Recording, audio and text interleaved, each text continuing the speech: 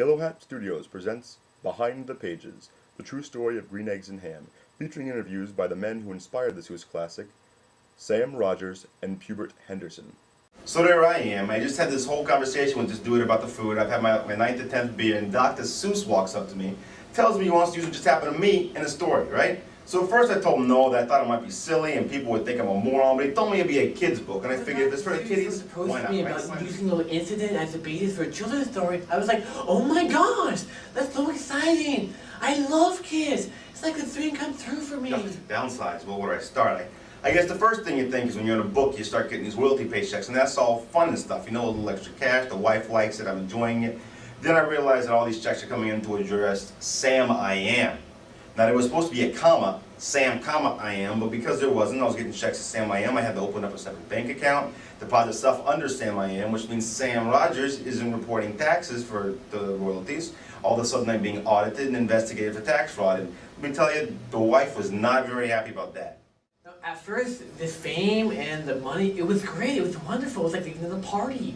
But it just got annoying because I couldn't walk down the street without these little gorgeous kids though. They were running up, they're like, hey, can you rhyme for me? Or hey, are you the Green Eggs and Ham guy? I'm like, yes I am, and oh my God. And it was a lot of fun. But you just want some me time. You know, like I can't go to McDonald's anymore. And it just gets annoying after a while. You know, being on a Seuss crew is an amazing experience because you're traveling, you're doing book signings, there's parties, it's fun, it's all kinds of stuff. But you know, you gotta be careful because there's a lot of guys out there from a lot of different stories. You know, you got Hop on the Pop, the Lorax is out there with you. But you know, my first night out there, I'm trying to impress the guys, so I tell a fat guy joke. You know, it was in poor taste. But Hoyton overheard it, and you know, Hoyton, he never forgot.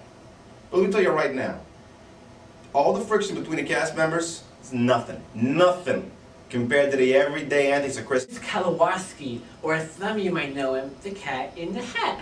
Now, everyone on the tour was a complete darling. It was like a little family. I just loved them all so much. Except for Chris. I mean, he was mean. If something was up his butt, and he had these two floozies that were hanging around, you know, saying one, saying two. Oh, nasty. Well, don't even get me started on Chris. Let me tell you what happens with this guy. He gets smashed. I take him home out of the goodness of my heart because he has no place to go.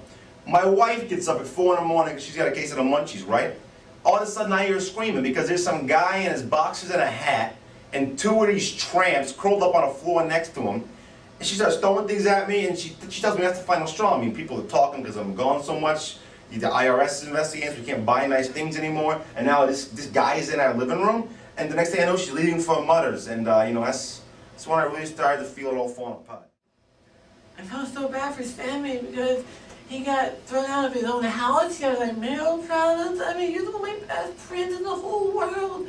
And I was having my own problems too. Like, I couldn't take any more of these kids, like, asking me about Green Eggs and Ham and rhyming. It was just driving me nuts.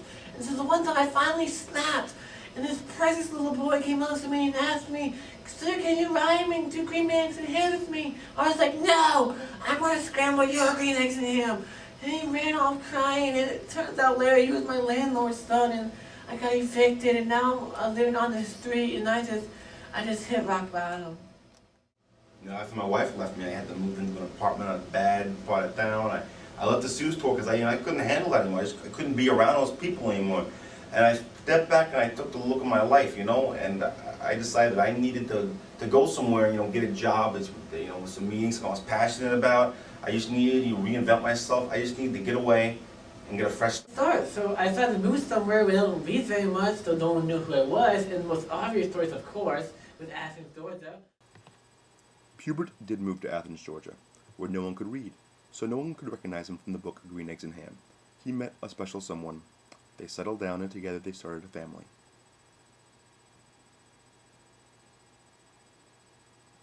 As for Sam, he did find that job he was passionate about.